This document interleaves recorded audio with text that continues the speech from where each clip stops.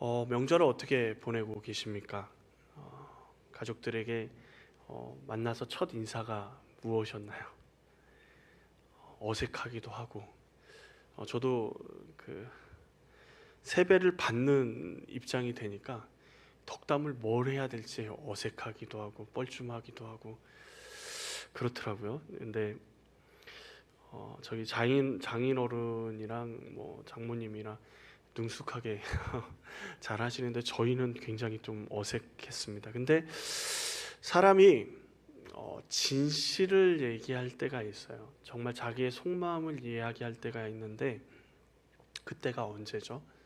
죽음을 앞에 두고서는 정말 가족에게 하고 싶은 말을 하는 것이죠. 죽음 앞에서는 누구나 평등합니다.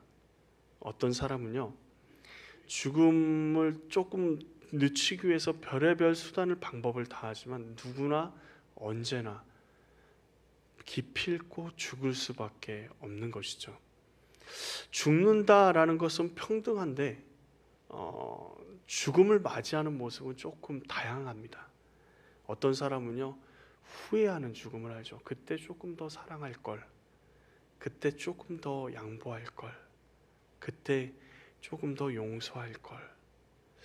또 자신의 삶에 만족하며 죽는 죽음도 있습니다. 이만큼 살았으면 잘 살았지 라는 생각을 하며 죽는 분들도 계시더라고요. 그렇다면 그리스도인들은 어떻게 죽죠? 하나님의 나라를 기대하며 소망하며 죽습니다. 근데 죽기 직전에 남기는 말을 우리가 뭐라고 얘기하죠? 유언이라고 얘기합니다. 유언. 이 유언은요, 그 사람의 중심이 어디 있었는지를 우리가 살펴볼 수가 있습니다. 보통은 재산에 대해서 이 재산은 누구고 뭐 이렇게 이야기하는 것들이 많지만 가진 게 없는 저로서는, 그리고 일반 서민으로서는 뭐 누구에게 누구 뭐 이런 지분 누구에게 이렇게 하기보다는 뭐 간단하게 자신의 이야기들을 하죠. 형제끼리 화목해라, 누구와 관계를 잘 맺어라, 누구와 용서했으면 좋겠다, 여러 가지 이야기들을 하죠. 근데 여러분, 만약에 죽음을 앞에 두면 자녀에게 뭐라고 유언을 남기고 싶으신가요? 자신이 하지 못했던 것, 아쉬움을 표현하기도 하지만 자신이 여태까지 삶을 살아왔던 가장 중요한 말들을 자녀들에게 이야기할 것입니다. 그런데 유언을 남길 수 있는 사람은 다 유언을 남기는 게 아니더라고요.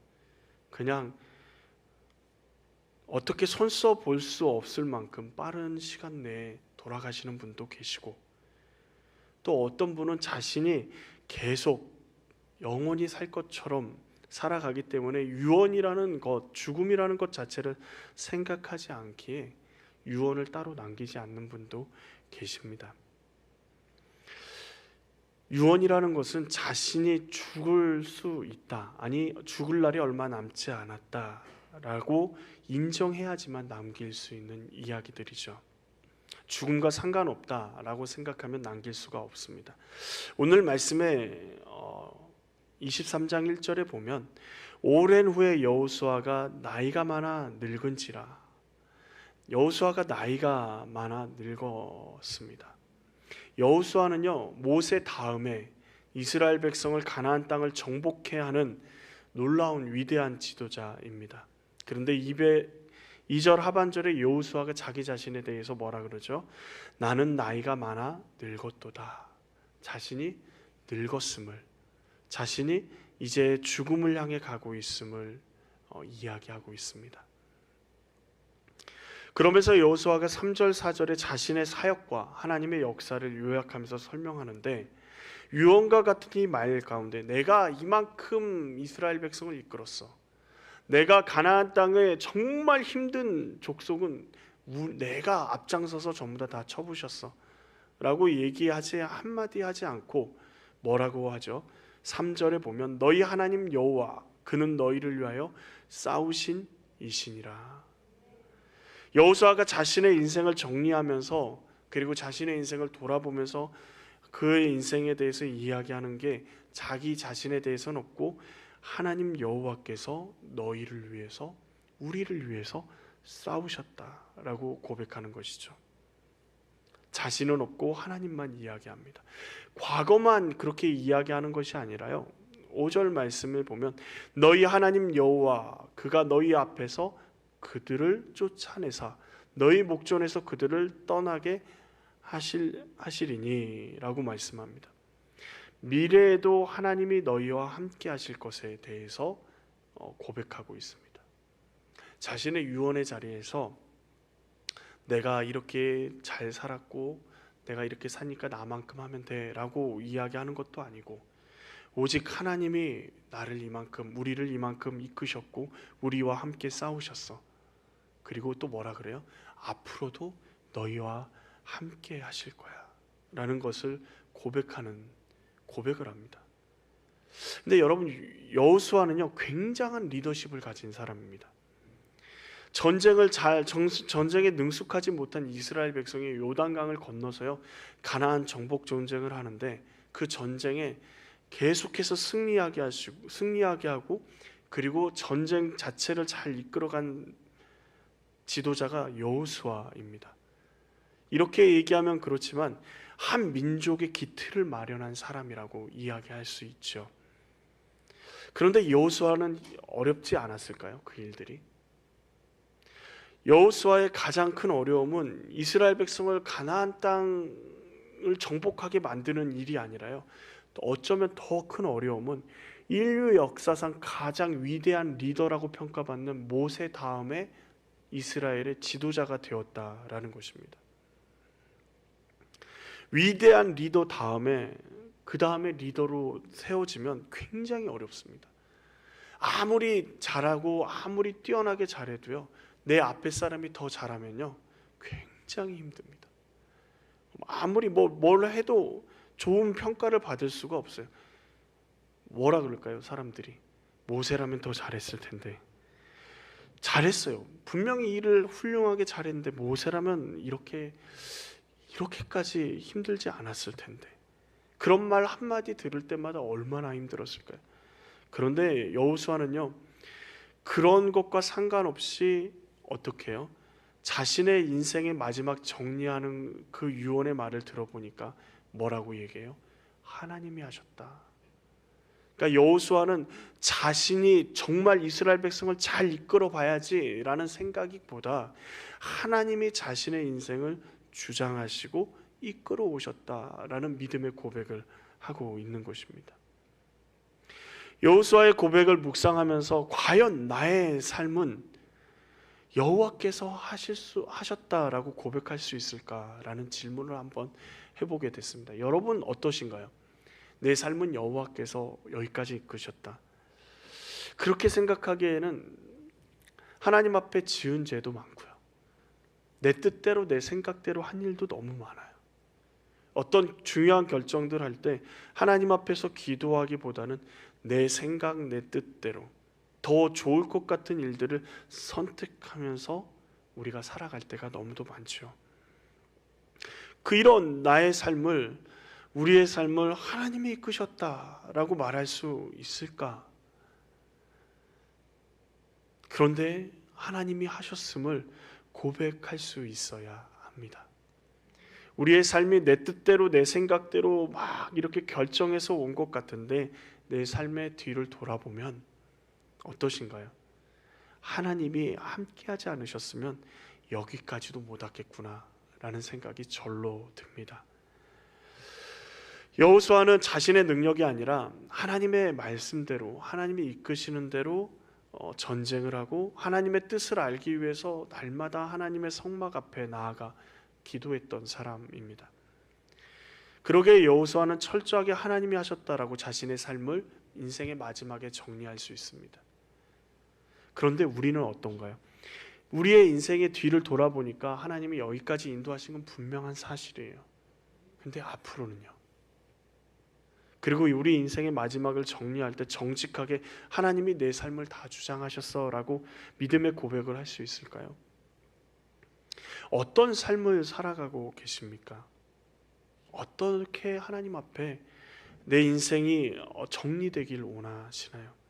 여호수아처럼 지금 우리가 때로는 우리의 인생길을 우리가 선택하고 잘못된 길을 선택해 나아갈 때지라도 중요한 것은 내가 하나님의 길, 하나님의 뜻을 묻고 그 삶을 살아가기 위해서 최선을 다하고 있는가? 그럴 때 우리의 삶은 점점 하나님의 길, 여호수아처럼 하나님이 우리의 삶을 온전히 이끌어 오셨다라는 믿음의 고백을 할 수 있게 될 것입니다. 오늘 여호수아는 자신의 민족에게 마지막으로 자신이 여태까지 하나님의 손에 붙들려서 살아왔고 이렇게 하나님이 성공적으로 자신의 삶을 이끄실 수 있었던 자신의 삶의 원칙들, 성공의 비법들을 유언으로 고백하고 있습니다. 먼저 첫 번째는요, 율법에 대하여 순종하라라고 얘기합니다. 6절 말씀을 한번 같이 읽어볼까요? 그러므로 너희는 크게 힘써 모세의 율법책에 기록된 것을 다 지켜 행하라. 그것을 떠나 우로나 좌로나 치우치지 말라. 아멘. 여러분, 사랑의 5가지 언어라는 책이 있습니다. 이 사랑의 5가지 언어는요, 5가지 사랑의 언어가 있다라는 거예요, 인간에게. 여러분, 선물 받을 때 내가 사랑받고 있다 느끼는 사람이 있는가 하면, 어떤 사람은 칭찬 받을 때, 어떤 사람은 봉사, 어떤 사람은 시간, 어떤 사람은 스킨십, 각자 다양하게 5가지 영역에서 자신이 사랑을 확인한다라는 거예요. 사람들이 선물, 칭찬, 봉사, 시간, 스킨십, 터치, 이런 것들을 할 때 내가 사랑받고 있구나라는 것을 느낄 수 있죠. 그래서 우리의 자녀들을 볼 때 우리의 자녀가 뭐 할 때 본인이 정말 사랑받고 있다라는 것을 느끼는지 자세하게 살펴볼 필요가 있습니다. 그런데 하나님의 사랑의 언어는 뭘까요? 오늘 6절 말씀에 정확하게 기록되어 있습니다. 뭐죠? 모세의 율법책에 기록된 것을 다 지켜 행하라. 그것을 떠나 우로나 좌로나 치우치지 말라. 하나님의 사랑의 언어는요, 말씀에 순종하는 것. 여호수아의 성공의 첫 번째 비결은요, 하나님의 말씀에 순종하는 것에 있습니다. 우로나 좌로나 치우치지 않고 하나님의 말씀하시는 그 길로 가는 방법은 하나님의 말씀대로 살아가는 것뿐입니다. 내가 생각하기에 하나님이 이렇게 하면 좋게 잘 해주실 텐데, 저렇게 하면 좋을 텐데, 이런 생각이 아니라요, 내 생각대로가 아니라 하나님의 말씀대로 해야지 우로나 좌로나 치우치지 않을 수 있습니다. 놀랍게도요, 오히려 신앙생활을 더 열심히 하려다 보면 하나님과 더 멀어지는 경우들이 있어요. 내가 정말 열심히 하나님 앞에 열심히 해야지, 그러면서 가정생활도 팽개치고 교회 나와서 기도하고 금식 기도하고 막 이렇게 해요. 근데 하나님은 그것을 원하는 게 아니거든요. 하나님은 가정 안에서도 어머니로 아버지로 역할을 충실히 다하기를, 그게 너의 사명이다 말씀하시는 거예요. 근데 어떤 분은 하나님께만 잘하면 된다고 생각하는 거예요. 그러니까 신앙생활이 어떻게 해요? 불균형이 이루어지면서 우로 좌로 요동치게 되는 것이죠. 균형 잡힌 신앙을 가지기 위해서 가장 중요한 것은 하나님의 말씀대로 순종하는 것입니다. 그런데 말씀대로 살아가는 게 쉬울까요? 쉽지 않습니다. 왜요? 말씀대로 살아가면 모든 게 좋으면 좋을 것 같아요. 모든 게 다 그냥 오케이, 정말 은혜가 넘쳐 막 이러면 좋을 것 같은데, 은혜를 가득 받고 말씀대로 딱 집에 가서 사랑하려고 하면 어떻죠? 아이들이 집안을 엎어놓거나, 그렇죠? 그럼 우리 마음 가운데 화가 딱 나기 시작하고, 말씀대로 살아가는 게 때로는요, 다른 사람에게 먼저 화해의 제스처를 해야 되고 용서를 구하기도 하고요. 그리고 손해를 보지만 주의 믿음을 가지고 말씀대로 선택해 갈 때 엄청난 큰 손실을 볼 때도 있습니다. 우리의 상식으로 이해가 되지 않는 결정들이 말씀 가운데 이해하게 될 때도 있어요. 그런데 믿음이 그때 우리에게 필요한 것이죠. 믿음이 없이는 말씀대로 살아갈 수가 없습니다. 한번 생각해 볼까요? 여호수아가 첫 번째 치렀던 전쟁이 뭐죠? 여리고성 전쟁입니다. 여리고성 전쟁은요, 첫 번째 전쟁일 뿐만 아니라 여호수아가 지도자로서 적합한지 적합하지 않은지 시험대에 올라 있는 전쟁입니다. 근데 그 전쟁에 어떻게 하죠? 하나님께서 멋있게 전략과 전술을 딱 주시고 밤에 성벽을 넘어서 침투해서 성문을 밤중에 열면 들어가서 막 전쟁을 해서 그 전쟁에서 승리하게 하는 그런 전략이 아니라 어떻게 해요? 하루에 한 바퀴씩 침묵하면서 성을 도는 게 전략이었어요. 제일 위기를 느끼는 사람이 누굴까요?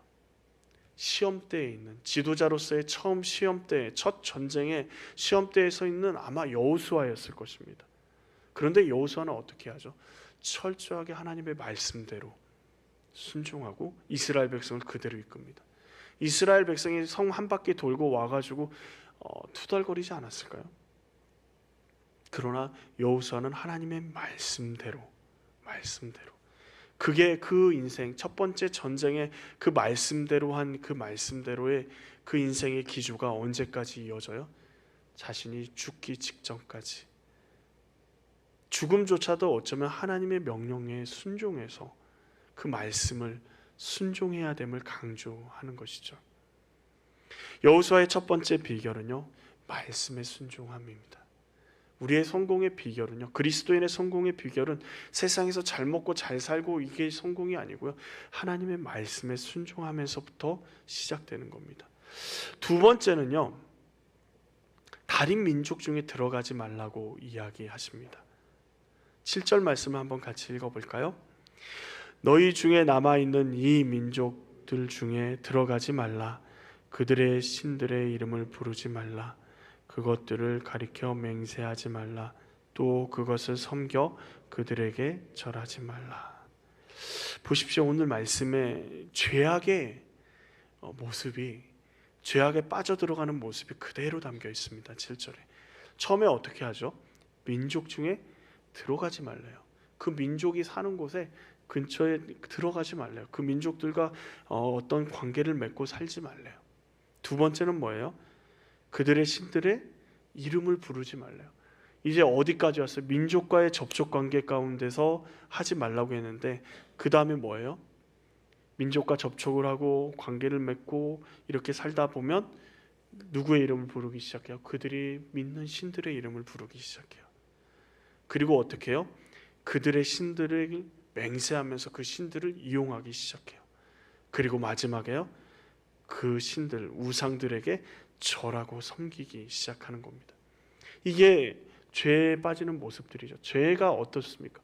처음에는요, 그냥 별것 아닌 것처럼 생각돼요. 그래서 그냥 스쳐 지나가듯이 죄악의 현장 가운데 그냥 머물러 있어요. 그 다음에 어떻게 해요? 그 죄악의 현장 가운데서 이제 서로 이름을 부르고 서로 관계를 맺고 그리고 그것들을 이용하기 시작하고 그리고 마지막에는 그 죄악 가운데 우리가 빠져 있음을 보게 되는 것이죠. 그런데 이스라엘 백성에게 그리고 우리에게도 마찬가지죠. 이 땅은요, 멀리하는 게 쉽지 않아요. 왜냐하면 이스라엘 백성은 단 한 번도 농사를 지어본 적이 없어요. 그럼 농사를 누구에게 배워야 되죠? 짓는 법을? 농사를 하는 법을 누구에게 배워야 돼요? 가나안 땅, 그 민족들에게 배워야 돼요. 이 땅은 어떤 땅이고 그리고 비바람은 언제쯤 내리고 그러기에 시기를 언제 맞춰서 씨앗을 심어야 되는지를 그들에게 배워야 됩니다. 그런데 하나님은 뭐라 그래요? 그들에게 들어가지 말라라고 얘기합니다. 그런데 가나안 땅의 사람들, 아직 이스라엘 백성이 전부 다 쫓아내지 못한 그 가나안 땅의 사람들은 농사를 지어요. 그러면 뭘 얻어요? 풍요로움을 얻습니다.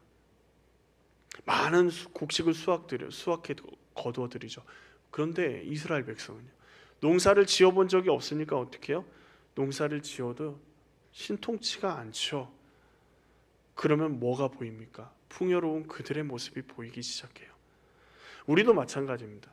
세상 가운데 하나님의 말씀대로 살아가기 위해서 정말 노력하는데 세상 가운데서 풍요롭지 못하고 때로는 어려움을 겪기도 해요. 그러면 뭐가 보이죠?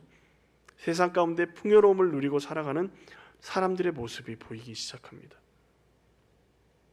그리고 조금씩 그들 가운데 그들의 방법에 관심을 가지기 시작하고, 그리고 어떻게 해요? 점점점 죄에 빠져 들어가는 모습이 우리의 모습이 될 수 있다는 거죠.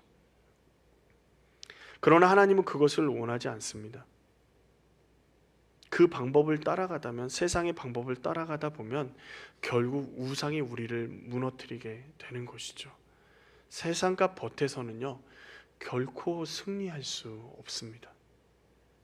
이게 여호수아의 말인 것이죠. 그리고 여호수아가 간절히 이스라엘 백성에게, 그리고 오늘 우리에게 이야기하는 이야기입니다. 세 번째는요 8절 말씀인데요, 우리 8절 말씀을 같이 한번 읽어볼까요? 오직 너희의 하나님 여호와께 가까이 하기를 오늘까지 행한 것 같이 하라. 뭐라고요? 세 번째는 하나님을 가까이 하라 라고 얘기합니다.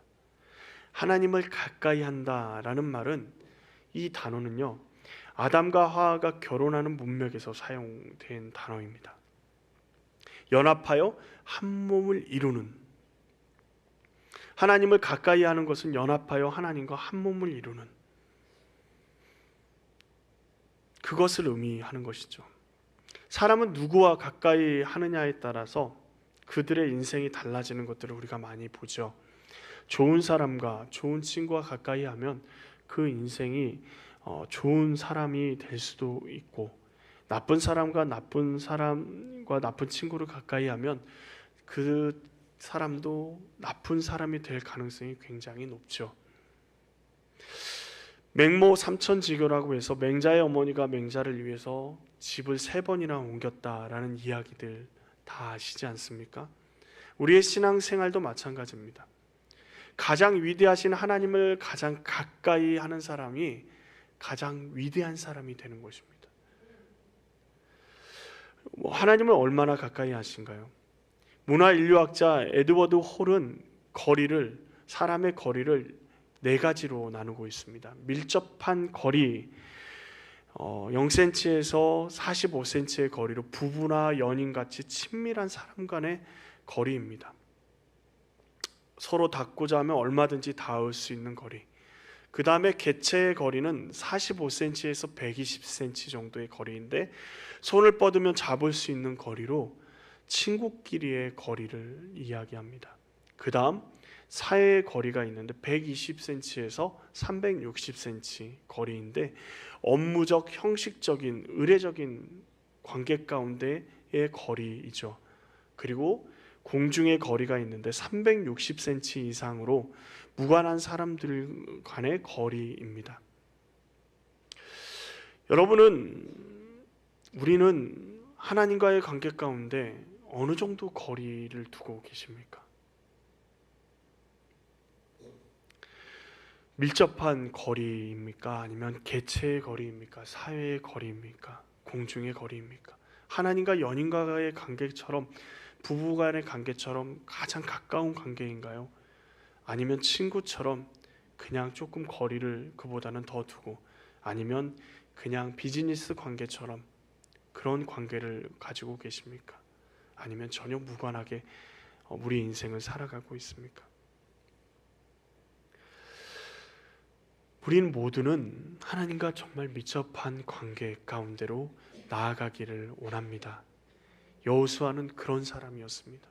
모세에게 훈련받을 때도 모세가 하나님의 성막에서 나올 때 여호수아는 거기에 머물러서 하나님과 깊은 교제를 나누었던, 그것이 여호수아가 지도자로서 준비하는 과정 가운데 있었던 것이죠. 오늘 말씀을요 생각해 보면 전혀 다른 3가지 비법을 이야기하는 것 같은데, 정리를 해보면 한 가지입니다. 하나님의 말씀에 순종하게 되면 우리는 어떻게 되죠? 균형 잡힌 신앙을 가지게 됩니다. 그러면 어떻게 됩니까?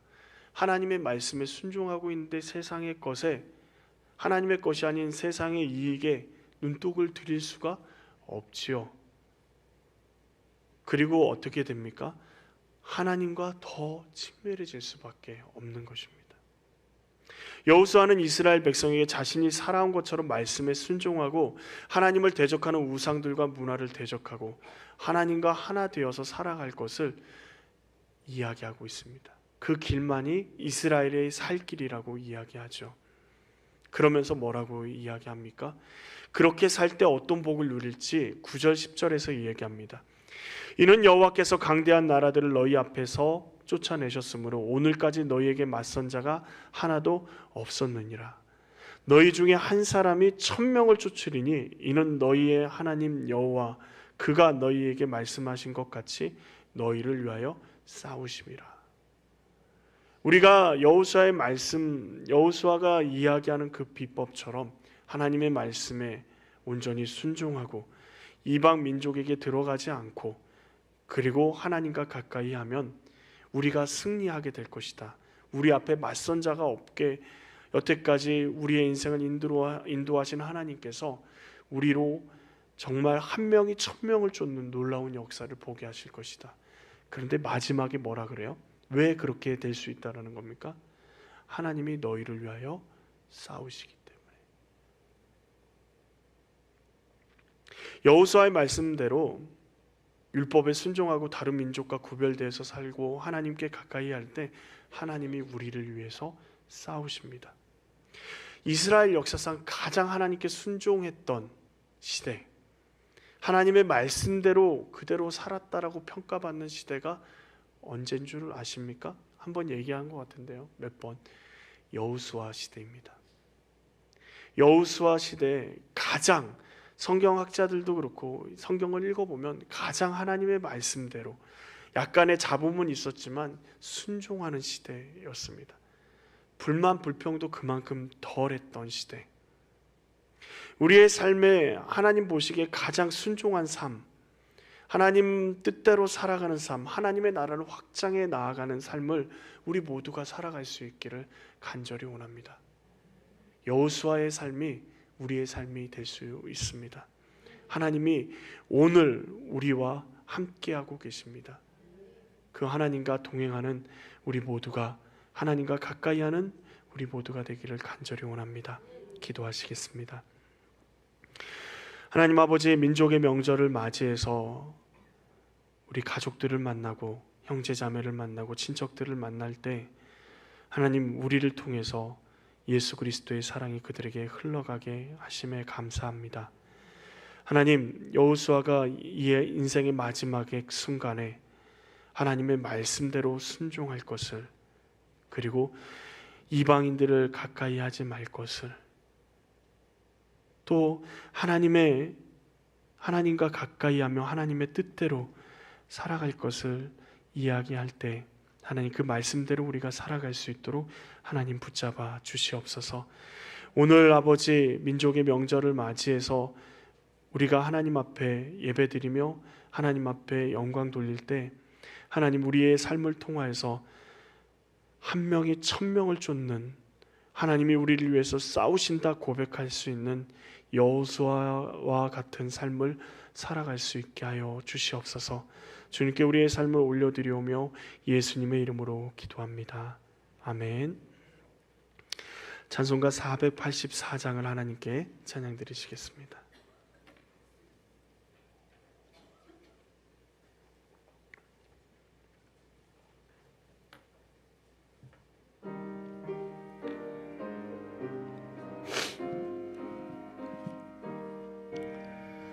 내 맘에 주여 소망되소서.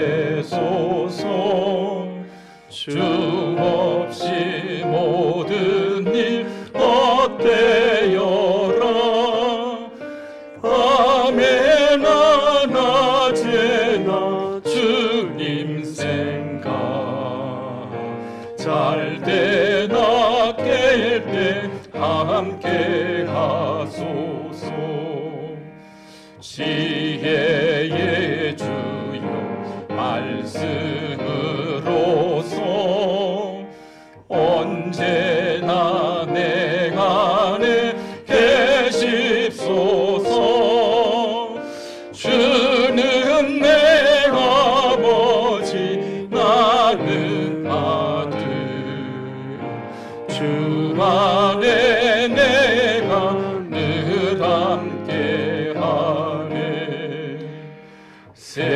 세상의 영광 나 안 보여도 언제나 주님은 나의 기억 주님만 내 맘에 계시오니 영원한 주님 참 귀하소라 영원한 주님 내 승리의 주 하늘의 기쁨을 주옵소서 어떠한 고난이 닥쳐와도 만육의 주여 소망 되소서 아멘. 기도하시겠습니다. 이제는 우리 구주 예수 그리스도의 은혜와 아버지 하나님의 그 크신 사랑과 성령님의 교통하심이 주님의 말씀대로 살아가기로 그리고 주님과 늘 언제나 동행하며 주님을 가까이 하기로 결단하는 사랑하는 주님의 자녀들 머리 위에 그 가정 위에 그 삶의 터전 위에 이제로부터 영원토록 함께 하시기를 간절히 축원하옵나이다. 아멘.